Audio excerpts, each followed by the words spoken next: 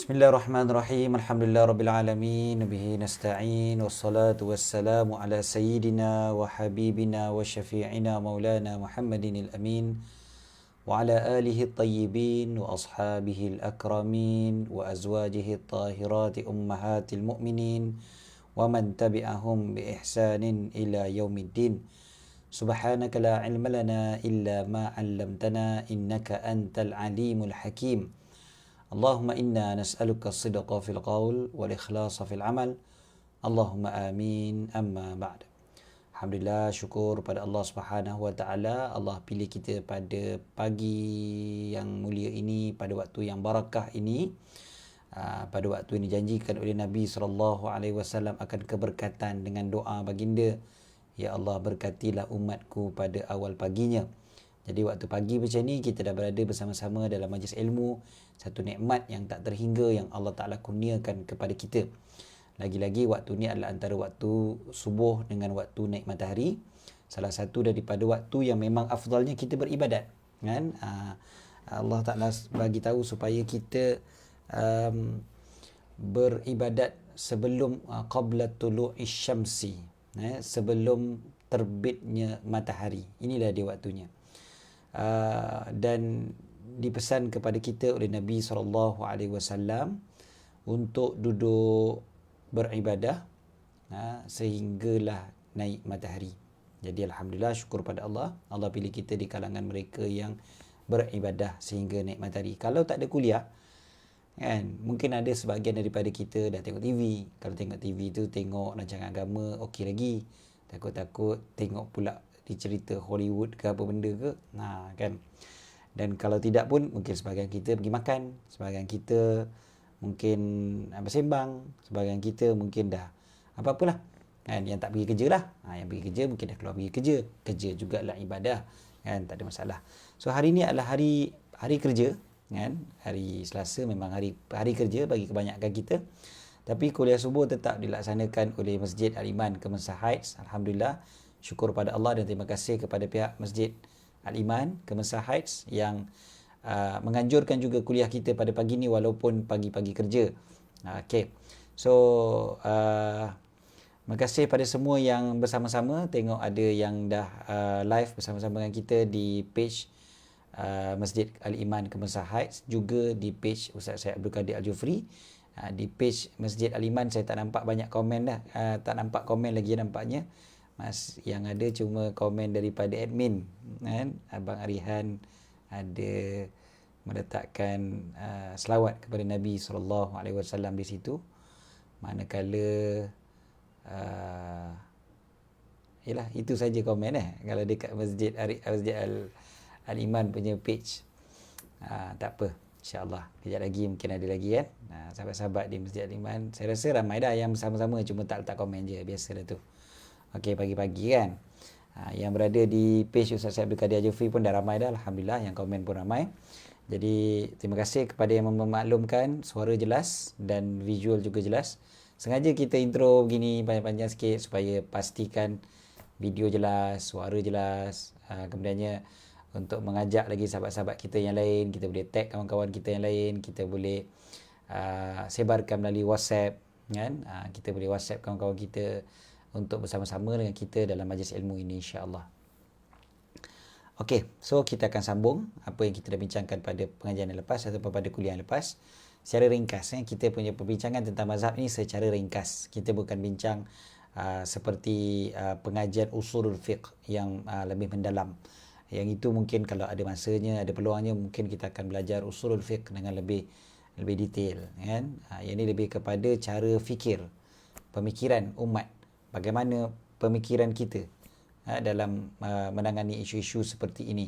Dan isu yang sering dibangkitkan oleh satu golongan yang dipanggil sebagai al-madhhabi, kan? Golongan yang mengatakan bahawasanya kita ni tak perlulah nak bermazhab-mazhab ni, kan? Golongan yang mengatakan mazhab-mazhab ni tak penting ataupun tak wajar untuk dipegang, menentang tradisi para ulama zaman berzaman, yang telah dianjurkan oleh Islam pun, yang telah dianjurkan oleh Al-Quran, oleh hadis Nabi SAW.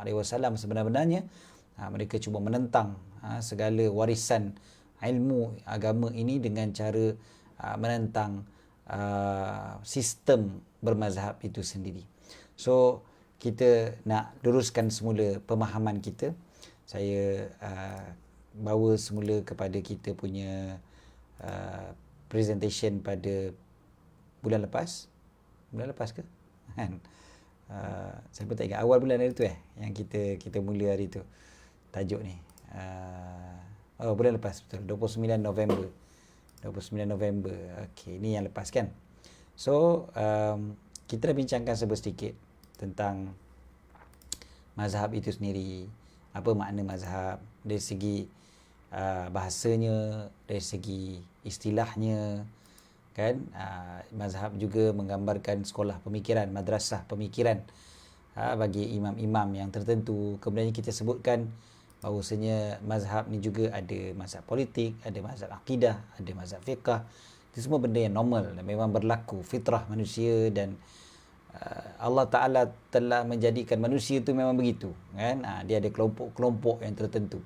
Itu memang perkara yang memang fitrah. Rupanya Haji Ikram pun ada bersama-sama kita, masya-Allah. Okey.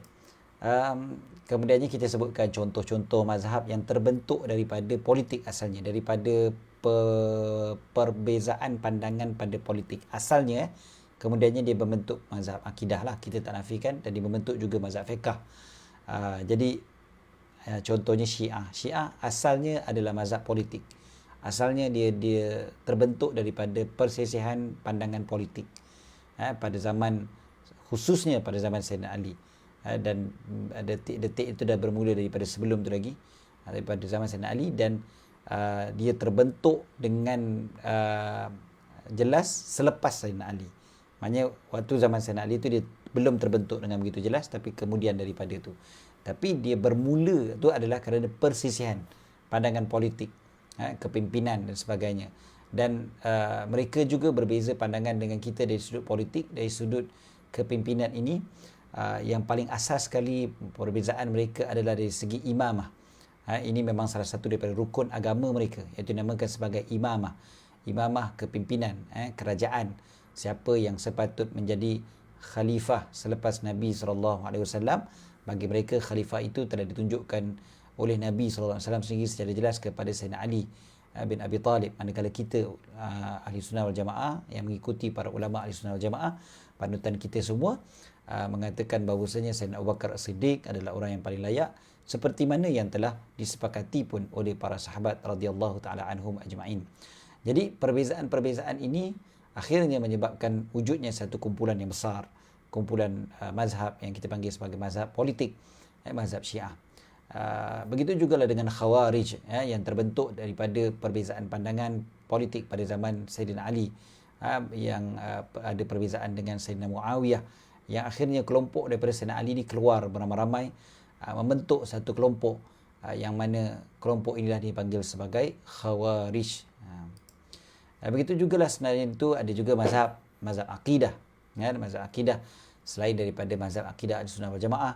Ahlussunnah wal Jamaah kita ada mazhab akidah kita namakan sebagai yang kita pegang sebagai Al-Asy'ariyah dan juga Al-Maturidiyah. Maka di sana ada dipanggil sebagai Qadariyah, Jabariyah, Murji'ah, Mu'tazilah, dan ramai lagi, banyak lagi, banyak. Ni contoh-contoh saja.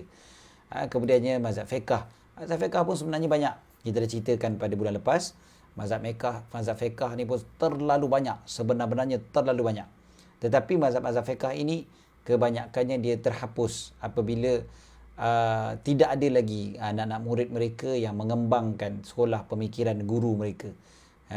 Asalnya banyak. Kalau kita katakan mazhab itu adalah pandangan seorang mujtahid, maka pandangan mujtahid memang sangat banyak. Lagi-lagi fuqaha ataupun orang-orang yang alim dalam bidang fiqh, di kalangan para sahabat, di kalangan para tabi'in memang sangat-sangat ramai, kan.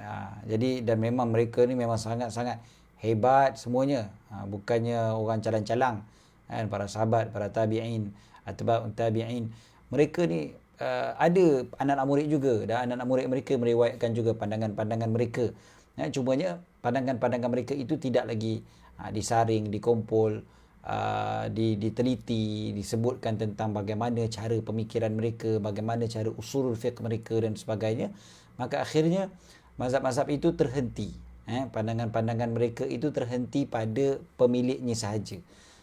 Adapun pandangan Imam Abu Hanifah, Imam Malik, Imam Syafi'i dan juga Imam Ahmad bin Hanbal, keempat-empat ini pandangan-pandangan mereka terus menerus disebarkan dan dikembangkan, dikaji dan diteliti serta dikeluarkan dalil-dalilnya, dikeluarkan pula bagaimana bentuk pengambilan hukum itu sendiri di kalangan anak murid, sampailah kepada anak muridnya, sampailah kepada zaman kita pada hari ini. So adalah contohnya mazhab Hanafi, Maliki, Syafi'i dan juga Hambali. Ini mengikut turutan imam-imam tersebut. So kita dah sebutkan secara ringkas pada bulan lepas. Kita juga sebutkan tentang di sana manusia ni terbagi kepada dua. Mukallaf, kita semua ni yang baligh dan berakal. Orang yang baligh dan berakal, kita semua baligh dan berakal insya-Allah, kecuali kalau ada adik-adik kecil kita yang menonton bersama pada hari ini.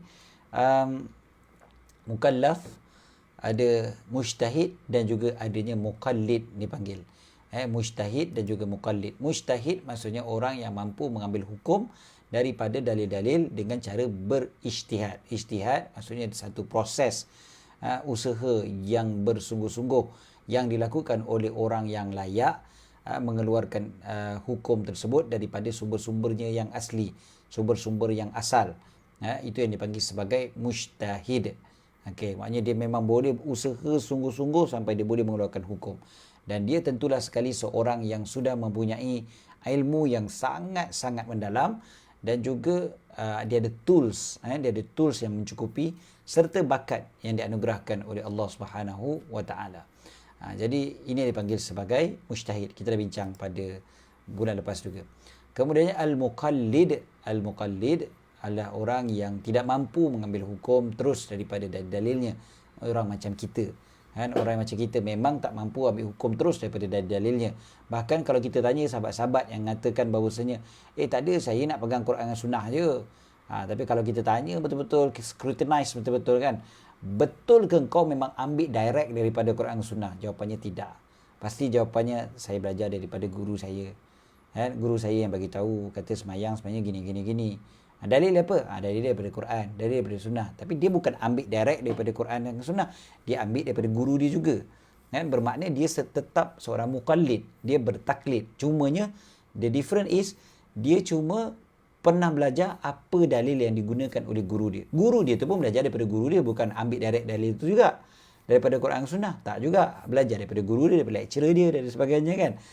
Sampailah kepada imam yang mereka ikut asalnya sebenarnya, tapi mereka bypass imam tu, mereka buang nama imam-imam yang mereka ikut, mereka kata mereka terus ikut pada Quran dan Sunnah. That's the only difference sebenarnya, iaitu mereka buang nama-nama imam-imam tu, mereka kata mereka direct pada Quran dan Sunnah.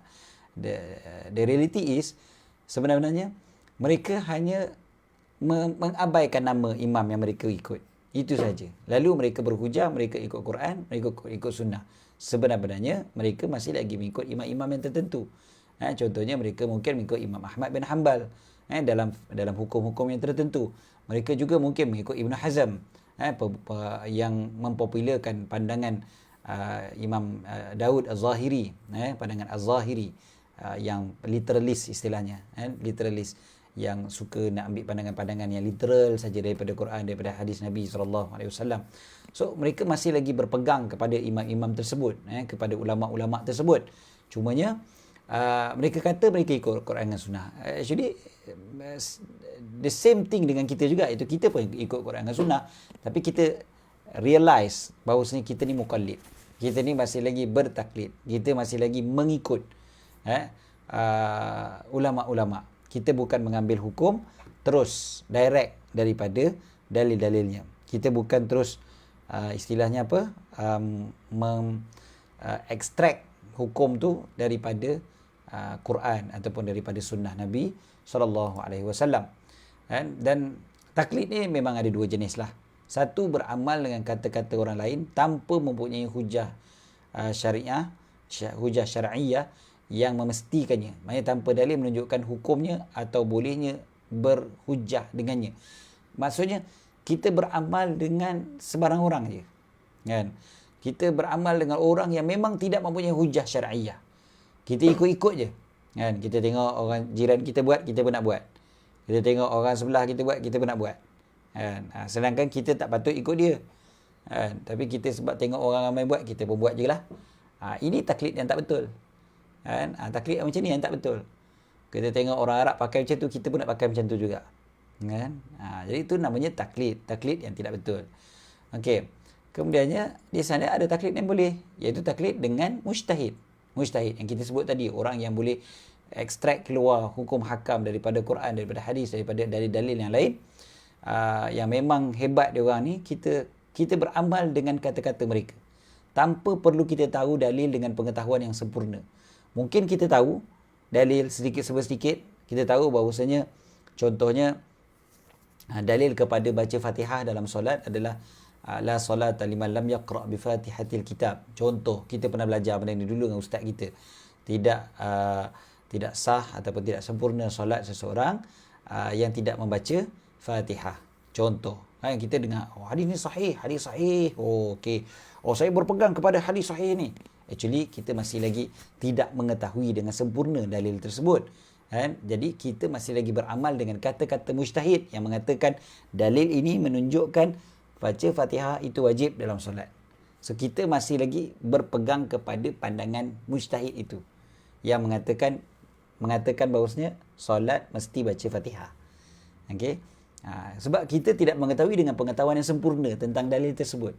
Maksud pengetahuan yang sempurna, contohnya perkataan la itu sendiri pun, kita tak boleh nak terangkan pun. La ni ada macam-macam jenis. La ni sendiri dalam bahasa Arab ada pelbagai makna. So, kita tahu ke tidak konsepnya, konteksnya bagaimana. La solata. La solata tu maksudnya adakah tidak sah solat ataupun tidak sempurna solat. Di sana dia memerlukan pula kepada dalil-dalil yang lain untuk menerangkan pula bahawasanya la solata itu dengan erti la tasih salah, tidak sahnya solat tersebut. Dan macam-macam lagi. Jadi kalau Nabi SAW menafikan pula begitu, adakah ia menyebabkan batal ataupun adakah ia menyebabkan Fatihah itu menjadi wajib dan sebagainya. Jadi ilmu-ilmu ini yang dipanggil sebagai pengetahuan yang sempurna kepada dalil, kita tak ada. Maka kita masih lagi dipanggil sebagai muqallid walaupun tahu dalil. Walaupun tahu dalil. So dalil ni sama ada tahu ataupun tak tahu dalil, dia masih lagi dipanggil sebagai muqallid. Is it good to know dalil? Ulama berbeza pandangan lah. Sama ada kita ni lebih elok tahu dalil ataupun tidak. Sebahagian mengatakan lebih elok, sebahagian mengatakan sama sahaja. Kerana kau tahu ataupun kau tak tahu pun, kau bukan boleh bawa keluar hukum pun daripada situ. Sebahagian mengatakan tahu lebih baik sebab of course engkau mengetahui ayat Quran, mengetahui hadis Nabi SAW di sana, itu sendiri pun dah dapat pahala dah. Jadi dan juga kita lebih cuba untuk faham bagaimana para ulama dulu mengeluarkan hukum-hukum selain daripada mendatangkan ketenangan kepada kita bila kita tahu apa sumber-sumber mereka. Itu bukannya syarat, tetapi dia mungkin lebih kepada ketenangan dan sebagainya. Alright, antara dalil kepada bertaklid ini adalah perintah Allah SWT sendiri, fas'alu ahla dzikri in kuntum la ta'lamun. Tanya kalau tak tahu. Allah Ta'ala tak suruh cari dalam Quran kalau tak tahu. Allah Ta'ala tak suruh kalau kau tak tahu, kau carilah sendiri, lu fikirlah sendiri. Itu tidak.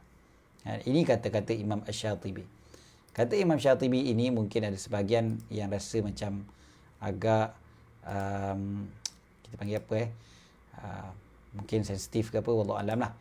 Cuba kita tengok. Imam Asy-Syatibi, beliau berkata, Imam Syatibi ini terkenal dengan usulul fiqh beliau, maqasid beliau sebagainya. Jadi beliau mengatakan, bagi orang awam, fatwa-fatwa daripada mujtahid sama dia punya level dia seperti dalil syar'i di sisi mujtahid. Sama. Tak ada beza.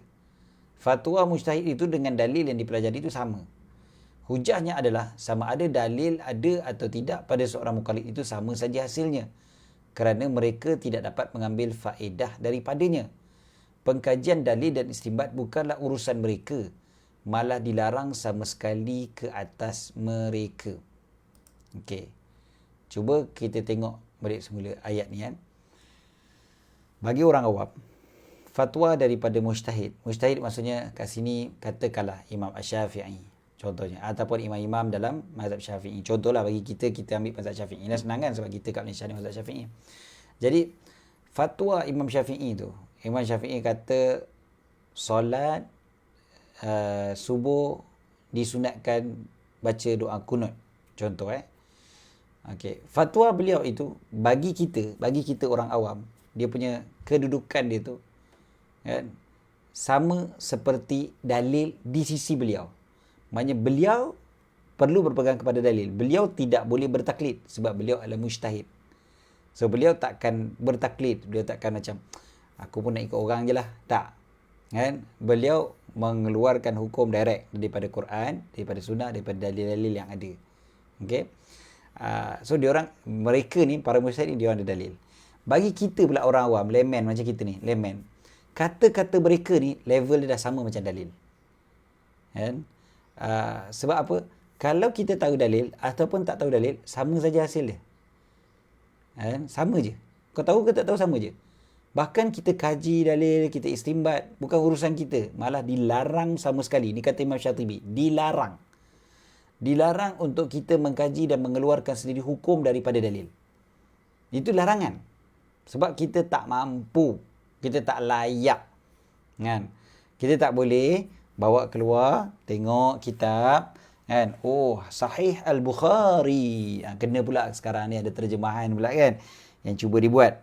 So, baca terjemahan. Macam inilah hukum dia. Rupa-rupanya yang ini hukum dia. Kita pun bawa keluar hukum daripada hadis Nabi SAW. Walaupun hadis Sahih Al-Bukhari adalah hadis yang sahih, memang paling sahih selepas Al-Quran kan, kitab yang dihimpunkan oleh manusia ni lah, iaitu kitab Imam Al-Bukhari radhiyallahu ta'ala anhu wardah kan. Tetapi kita tidak dibenarkan sama sekali untuk mengistimbat. Istimbat ni kat sini maksudnya mengeluarkan hukum tu. Sebab kadang-kadang kita tengok dekat pejabat mufti ada juru istimbat dan sebagainya kan. So istimbat maksudnya mengeluarkan hukum tu. Dia ekstrak keluar hukum daripada dalil tu. So itu dilarang sama sekali ke atas kita. So seruan-seruan untuk mengatakan tak payah mazhab, kau keluarkan sajalah hukum daripada Quran, daripada hadis, ini adalah seruan yang sangat-sangat dilarang oleh para ulama terdahulu. Okey. Seterusnya kita perhatikan ijma' para sahabat dan tabi'in. Kan? Para sahabat dan tabi'in, mereka memang dah sepakat bahawa siapa yang tak mampu ijtihad, jalan untuk mengetahui hukum adalah bertanya mereka yang mampu. Macam mana boleh keluarnya ijma' ini? Ijma' maksudnya kesepakatan, konsensus para ulama terdahulu. Para sahabat, para tabi'in. Ini bukan ijma' orang Melayu ke, ijma' masyarakat Nusantara ke, no. Ijma' para sahabat Nabi SAW. Para sahabat Nabi dah bersepakat mengatakan bahawasanya sesiapa yang tak mampu berijtihad, maka caranya adalah dia mesti belajar, dia mesti bertanya kepada mereka yang mampu. Dan daripada mana kita nampak konsensus ni? Daripada praktikal para sahabat itu sendiri. Cuba kita tengok para sahabat dengan para tabi'in. Maknanya dia punya generasi yang datang selepas daripada itu. Generasi yang sempat jumpa dengan mereka. Generasi yang sempat jumpa dengan para sahabat ni, tabi'in dipanggil. Generasi ni, kalau kita perhatikan, orang awam, layman diorang pun ramai layman. Diorang bukan semua para ulama. Yang kita bayangkan, diorang pun generasi diorang semuanya ulama. No, mana boleh, mustahil. Mustahil lah semuanya para ulama. Jadi, di kalangan mereka ni, para orang awam pada zaman tersebut, kalau mereka tak tahu, mereka directly tanya kepada para sahabat. Directly tanya pada para sahabat. Dan bila tanya pada para sahabat, mereka tidak pula diminta untuk menghafal setiap satu dalil yang dijawab oleh para sahabat tu. Tidak pula diminta oleh para sahabat, okey, engkau kalau nak beramal benda ni dengan syarat engkau bukan ikut aku tau sebenarnya, engkau ikut Quran tau, engkau ikut sunnah tau. Jadi dalil ni yang kau kena hafal, dalil ni yang kau kena pegang, dalil ni yang kau kena ingat. Para sahabat tak buat gitu. Para sahabat tak paksa pun kepada para tabi'in itu untuk mengetahui segala macam dalil. Jadi ini adalah kesepakatan sebenarnya para sahabat, para tabi'in, generasi yang terbaik yang disebutkan oleh Nabi SAW sebagai khairul quruni qarni. Sebaik-baik kurun adalah kurun aku, kurun Nabi SAW. Kemudiannya mereka yang datang selepas aku dan mereka yang datang selepas daripada aku. Ini generasi salaf. Jadi kalau mereka kata kami adalah salafi, kami mengikut mazhab salaf dan sebagainya, kan? Maka janganlah sibuk nak menyuruh orang meninggalkan mazhab-mazhab fiqh, kan? Sebab daripada salaflah kita belajar bahawasanya mazhab fiqh ini memang satu keperluan, kemestian kepada orang awam, kan? Dia memang nak tak nak memang kena bertanya ataupun belajar daripada mereka yang mampu, iaitu mereka yang mampu berijtihad ni siapa dia? Ulama-ulama yang mampu berijtihad lah, kan? Bukan saya, bukan ustaz sekian-sekian, bukan doktor sekian-sekian, bukan profesor sekian-sekian, tetapi mujtahid, para mujtahidin dipanggil, mereka yang mampu untuk directly mengeluarkan hukum daripada dalil-dalilnya. Okey, seterusnya dalil yang jelas dalam ayat ni, la yukallifullahu nafsan illa wus'aha. Allah Ta'ala tak bebankan seseorang melainkan apa yang dia mampu. Kita memang tak mampu. Kita kerja macam-macam. Kita ada urusan macam-macam. Bidang kita pelbagai. Bidang kita bukan ustaz-ustazah je. Bukan kita nak buka sekolah agama je, kan? Bahagian teknologi kita perlukan. Bahagian engineering kita perlukan. Bahagian perubatan kita perlukan. Bahagian apa-apa saja kehidupannya berkaitan dengan pertanian, peladangan. Semuanya kita perlukan. Dan tak mungkin kalau kita harapkan semua orang-orang tersebut untuk kena mengkaji dan meneliti segala macam dalil. Itu benda yang mustahil. Dan Allah tidak akan bebankan seseorang melainkan apa yang dia mampu. Allah Ta'ala tak akan bebankan manusia ni untuk mengetahui segala macam dalil daripada semua yang dia. Maknanya semua yang, cuba bayangkan yang datang ke Masjid Al-Iman di kalangan sahabat-sahabat yang berada di Kemensa Heights. Kemensa Heights tu ada berapa ratus, berapa ribu rumah. Yang datang kuliah berapa ramai. Yang datang kuliah berapa ramai tu pula. Berapa ramai pula yang belajar betul-betul tentang dalil-dalil tu. Daripada yang belajar-belajar tu pula, berapa ramai yang faham. Faham 10%, faham 20%, faham 30%. Berapa ramai pula.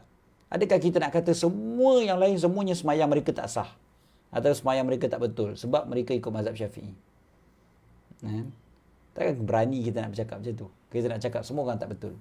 Kita je betul. Puak-puak kita je betul. Puak-puak kita je ikut sunnah. Amboi. Senang nak bercakap kalau macam tu. Setakat sembang memanglah senang. Okey, jadi sebenarnya persoalannya, adakah wajib satu mazhab saja kalau macam tu? Jawapannya tidak. Tak. Kita tak wajib pegang satu mazhab saja.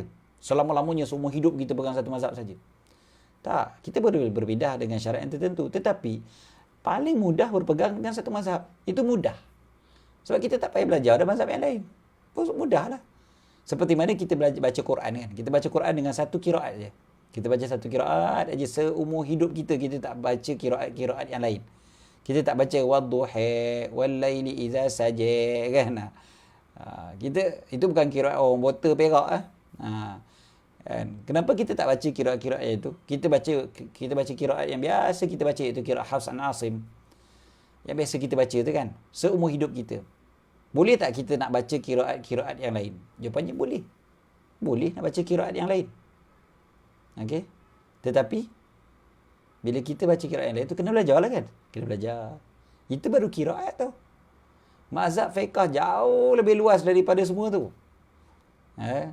Qiraat yang popular ada 7. Kemudian ada cabang-cabangnya dan sebagainya kan. Tak banyak mana sebenarnya. Kalau kita nak belajar fiqh, ya Allah, jauh lebih dahsyat. Qiraat ni kalau kita baca dia punya buku-buku dia kan, kaedah-kaedah qiraat kan. Kecil-kecil je, ke besar sangat pun. Mukanya setebal-tebal begini. Bukan seluas sedepa kan. Bukan. Fiqh yang lebih complicated, yang lebih details daripada tu, tiba-tiba kita kata, oh kau kena campur-campur mazhab. No. Kan? Yang paling mudah bagi kita adalah bila kita pegang pada satu mazhab. So kita dah tahu jelas apa yang aku buat ni Imam Syafi'i kata betul. Apa yang aku buat ni Imam Syafi'i kata sunnah. Apa yang aku baca ni, apa yang aku buat, cara aku semayang, cara aku puasa, cara aku bayar zakat, cara aku haji, benda ni confirm dah musyahid yang bernama Imam Syafi'i itu kata betul. Selesai. Kan? Kalau kita tak tahu pula apa itu Imam Ahmad bin Hanbal kata apa, Ustaz Imam Malik kata apa Ustaz, Imam Munifah kata apa Ustaz. Lepas tu antara dua orang ni macam mana pula Ustaz? Di antara dua orang ni mana pandangan paling kuat? Pandangan paling kuat di sisi siapa? Pandangan paling kuat di sisi mazhab Syafi'i, Imam Syafi'i punya kata-kata. Kalau tanya ulama mazhab Syafi'i, dia akan kata pandangan Imam Syafi'i paling kuat. Tanya pada ulama mazhab Hanbali, dia akan kata pandangan Imam Ahmad paling kuat. Yang ni istilah yang panggil rajih. Tak ada Ustaz, saya bukanlah direct daripada Quran dan Sunnah. Saya ni ikut yang rajih je Ustaz. Mana pandangan rajih tu saya ambil lah. Rajih ni maksudnya yang paling tepat di sisi siapa? Di sisi siapa? Kalau yang paling tepat di sisi ulama mazhab Hanbali, memang dia kata pandangan mazhab Hanbali itulah yang paling rajih. Yang paling tepat sekali. Sebab itu cara fikir dia, cara pandang dia. Contoh, dia kata Ustaz, sentuh lelaki perempuan ni Ustaz, mengikut pandangan yang paling kuat berdasarkan kepada Quran dan hadis. Kan? Sebenarnya tak batal wuduk sentuh-sentuh lelaki perempuan ni, suami isteri Ustaz. Mana ada batal? Kan? Ini pandangan yang paling kuat saya pegang. Iya ke tu pandangan paling kuat? Saya belajar dalam mazhab Syafi'i, saya belajar daripada imam-imam dalam mazhab Syafi'i, ulama-ulama besar dalam mazhab Syafi'i yang mengarang kitab-kitab berdepa-depa tu. Mereka kata pandangan paling kuat batal. Ustaz, ikut Quran dengan sunnah ke ikut imam-imam tu? Dah awak pun bukan ikut imam, bukan ikut Quran sunnah pun, awak ikut imam-imam yang kata tak batal juga. Tapi awak kata dia orang punya pandangan lebih kuat. Saya lagi senang ikut pandangan Imam Nawawi contohnya, mengatakan yang kuatnya adalah batal. Kamu belajar daripada siapa? Saya belajar daripada ustaz saya lah. Antara ustaz kamu dengan Imam Nawawi, saya yakin Imam Nawawi lebih alim. Kan? Jadi senang ceritanya, dia memang tak wajib untuk pegang satu mazhab dia. Tapi boleh ke senang-senang je nak pindah mazhab lain? Boleh, dengan syarat. Senang-senang tu bukanlah senang sangat. Ada syarat dia. Yang pertamanya syaratnya adalah tidak talfiq dalam satu masalah. Dalam satu masalah yang khusus, kau campur-campur. Contoh orang nak nikah, dia campur-campur dalam bab nikah. Dia nak kahwin, dia ambil pandangan yang mengatakan mazhab Hanafi contohnya mengatakan wali tidak mesti ada. Tak disyaratkan wali tak ada pun tak apa, boleh nikah. Orang perempuan boleh nikahkan diri dia sendiri. Yang mazhab Hanafi macam tu. Orang perempuan boleh nikahkan diri dia sendiri. Aku nikahkan diri aku dengan kau. Dia konsep dia gitu. Okey. Lepas tu dia ambil pula mazhab Maliki. Mazhab Maliki kata kalau tak ada saksi pun tak apa. Sudah, tak ada wali, tak ada saksi. Tinggal apa? Tinggal pasangan tu je lah, dua orang. Duduk dalam bilik hotel. Nikahkan diri I dengan you dengan mas kahwin RM50 hutang. Jadi yang lelaki tu macam cakap, I terima dengan penuh ikhlas nikah you. Okey. Jadi adakah benda tu boleh? Jawapannya tak boleh. Sebab apa? Sebab dia bercampur aduk antara mazhab-mazhab yang ada sehingga dah tak wujud pun ulama yang mengatakan boleh nikah macam tu. So macam mana kita nak tahu sebenarnya? Caranya adalah pegang pada satu mazhab. Senang. Kita campur mazhab A dengan mazhab B dalam satu hukum, dalam satu masalah. Kemudiannya, natijahnya adalah mazhab A pun kata tak betul, mazhab B pun kata tak betul. Mazhab A kata tak betul, mazhab B pun kata tak betul. Jadi sebenarnya kau ikut siapa? Kau ikut hawa nafsu lah tu maknanya. Yang ini yang masalahnya. Bab wuduk contohnya, ikut yang ni. Tapi padahal bila campur-campur, tak ada satu musyahid pun kata kau punya cakap atau kau punya perbuatan tu betul. Bahaya. Ini talfiq yang tak dibenarkan. Kemudiannya, tidak bertujuan untuk mencari rukhsah, tetap rukhas dipanggil. Sengaja-sengaja nak cari mana yang paling senang. Ulama ni kata gini, ulama ni kata gini, ulama ni kata gini. Kau ambil yang ni lah, ini senang. Ini senang. Risaunya adalah, yang ni ada khilaf ulama lah. Tetapi risaunya adalah bila kita mengikut-ikut rukhsah ni, dia akan jadi mengikut hawa nafsu, bukan nak mencari kebenaran. Sengaja-sengaja je. Pandangan A macam ni, pandangan B macam ni. Ambil pandangan ni lah, yang senang ni. Yang ni kata haram. Yang ni kata makruh. Ambil makruh lah. Kan? Yang ni kata kena RM10, yang ni kata RM5, yang ni kata RM2. Ambil lah yang RM2. Kan? Nak cari yang senang. Nak cari yang senang saja. Janganlah. Okey, seterusnya, persoalan yang sering ditimbulkan. Saya cuba ringkaskan dah naik matahari dah ni. So, persoalan yang sering ditimbulkan antaranya adalah kita kena ikut Al-Quran. Kita kena ikut sunnah. Kita bukan ikut kalam para ulama'. Oh, bunyinya macam kemas lah kalau kita dengar benda ni kan. Dia kata, kita ni kan kena ikut para ulama'. Kita kena ikut Quran. Kita kena ikut sunnah. Kita bukannya ikut para ulama'. Kan? Yang disuruh kepada kita ni kena ikut Quran, kena ikut hadis Nabi SAW. Bukankah Allah SWT sendiri sebut farudduhu ilallahi war rasul, kembalilah kalian kepada Allah dan Rasul. Jadi jawapannya adalah kita kena ingat dalil yang ada bukannya Quran dengan sunnah semata-mata. Dalil yang ulama sepakat ada yang namanya ijma', ada yang namanya qiyas. Ulama juga menggunakan dalil yang berbentuk berbeza pandangan. Contohnya qaul sahabi, pandangan para sahabat. Ada yang dipanggil sebagai syar'u man qablana, syariat orang sebelum daripada kita. Ada yang dipanggil sebagai uruf, ada yang dipanggil sebagai istishab, ada yang dipanggil sebagai istihsan. Ini semua adalah dalil-dalil para ulama dalam nak mengeluarkan hukum. Jadi kalau kita kata bahawasanya dalil cuma Quran dengan sunnah saja, ini adalah kefahaman yang cetek, kefahaman yang jelas cetek. Okey. Sebab makna dalil lebih umum daripada yang terhimpun dalam Quran dengan sunnah semata-mata. Direct, zahir, literal daripada Quran, daripada sunnah semata-mata. Quran dengan sunnah adalah nas. Itu adalah nas dipanggil. Nas ini yang diistimbat, dikeluarkan daripada kedua-duanya hukum hakam oleh seorang mujtahid.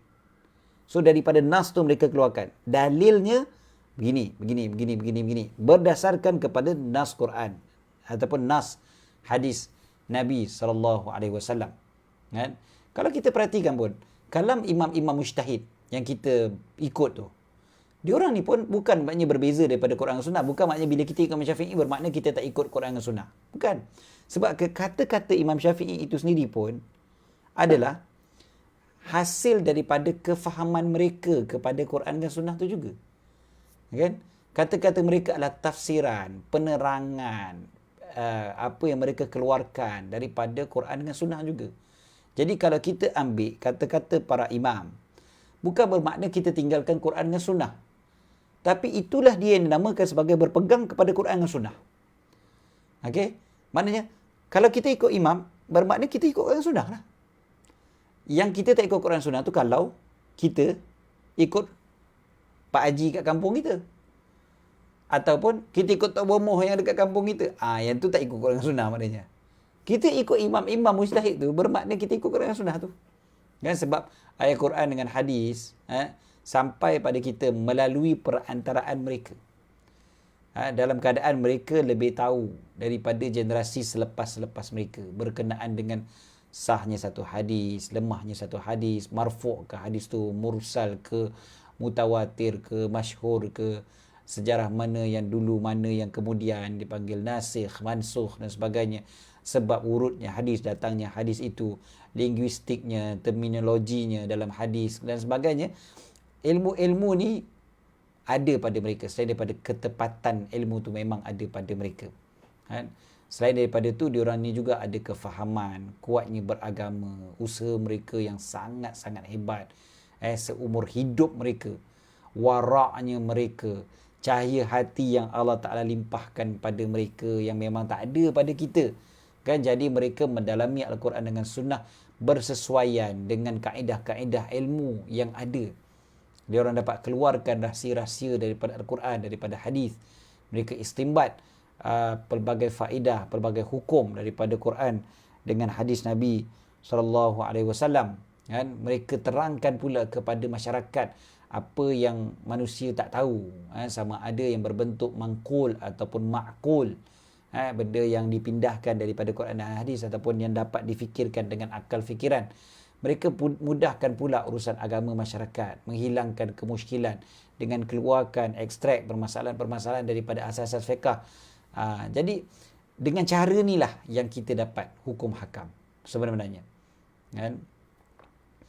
Seterusnya, kita tengok pula soalan yang kedua. Kenapa tak tinggalkan mazhab kalau bercanggah dengan hadis?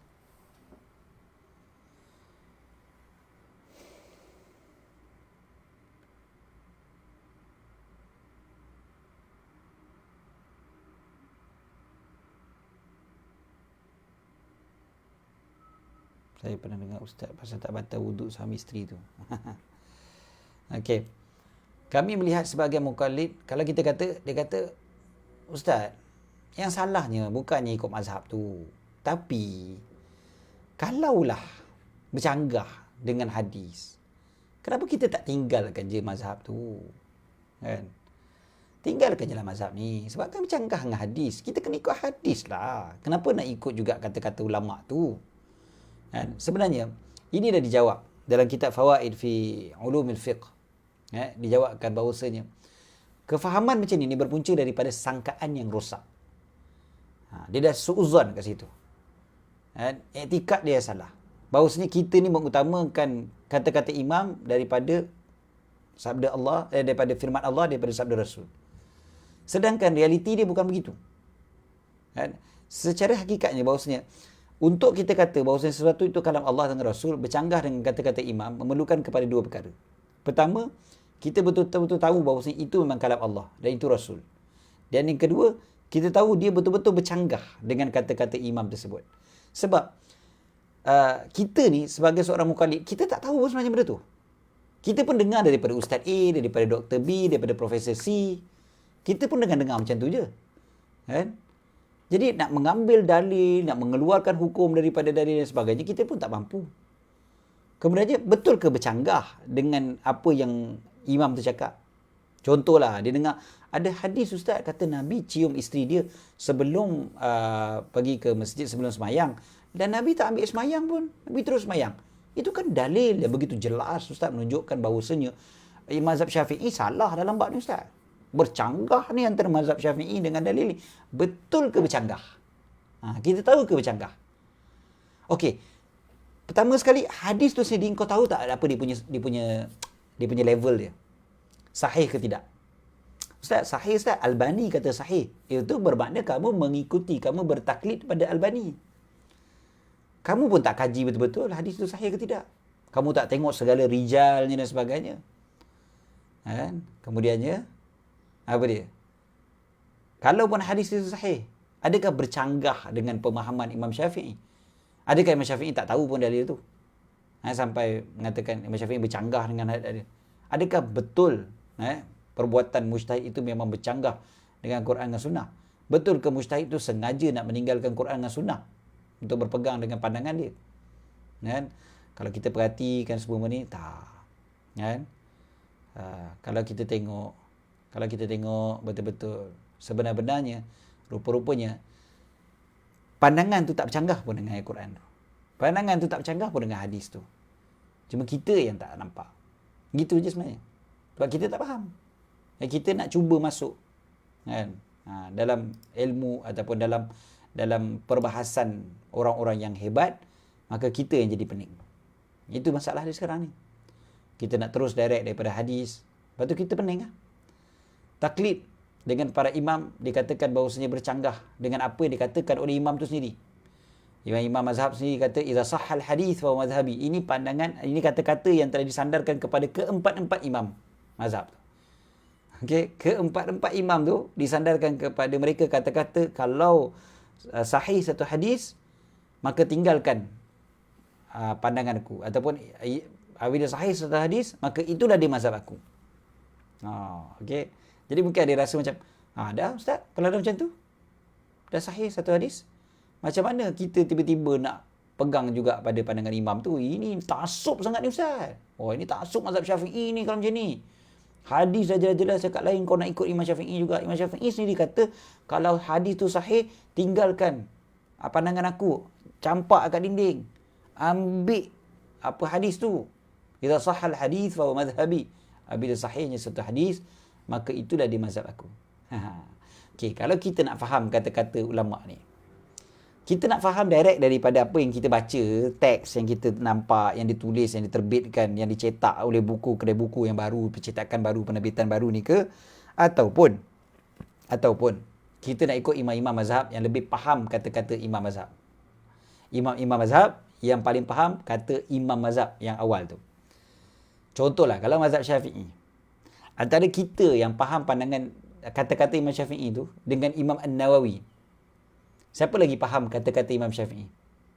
Kita, saya, abang-abang yang berada dekat Masjid Kemansah ataupun semua-semualah yang live sekarang ni tengok, ataupun Imam An-Nawawi. Siapa lebih faham kata-kata Imam Syafi'i tu? Tentulah Imam Nawawi kan. Imam Nawawi lebih faham kata-kata Imam Syafi'i tu kan. Okey. So cuba tengok apa Imam Nawawi sebut. Imam Nawawi sebut benda ni dalam mukaddimah kitab Majmu'. Kan? Beliau kata, sebahagian daripada ulama terdahulu mazhab Syafi'i, bila tengok satu hadis, ada satu masalah dan mazhab Syafi'i bercanggah dengannya, mereka, sebahagian daripada ulama memang ada buat begini. Ulama bukan orang awam, ingat. Mereka akan beramal dengan hadis tersebut dengan berkata mazhab Syafi'i apa yang bersesuaian dengan hadis, dan tidaklah bersepakat pada hal ini melainkan teramat jarang-jarang berlaku. Imam Nawawi kata, tapi jarang-jarang berlaku perkara ni. Malah ada di antaranya yang disangka bercanggah, terdapat riwayat daripada Imam Syafi'i pendapat yang bersesuaian dengan hadis itu. Jadi kadang-kadang Imam Syafi'i sendiri pun dia ada 2-3 pandangan, ada 2-3 riwayat kepada Imam Syafi'i, ada riwayat yang lebih bertepatan dengan hadis yang kita gunakan tadi tu. Dan Imam Nawawi kata, kata-kata Imam Syafi'i ini bukan bermakna setiap seorang apabila mendapati satu hadis yang sahih, maka boleh berkata inilah dia mazhab Syafi'i dan terus beramal dengan zahir hadis tersebut.